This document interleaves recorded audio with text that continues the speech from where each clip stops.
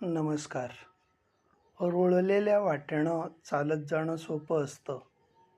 त्या वाटेनं जाणारे बरेच असतात, परंतु स्वतःची वाट निर्माण करून मार्गक्रमण करणारा एखादाच असतो आणि त्यानं निर्माण केलेल्या वाटा इतरांसाठी मार्गदर्शक असतात. कधीतरी स्वतःलाही पारखता आलं पाहिजे.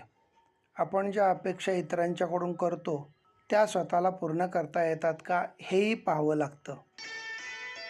नेहमी आनंदी आणि समाधानी असावं, कारण आनंद हसायला शिकवतो आणि समाधान जगायला शिकवतं. आपल्या आयुष्यातील प्रत्येक वळणावरील आपले आचार, विचार आणि वाणी आपले भविष्य रेखाटत असतात.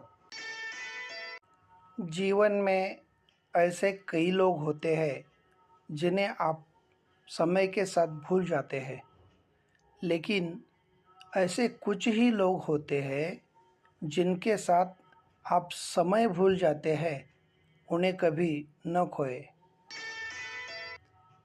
Helping one person might not change the world, but it could change the world for that one person.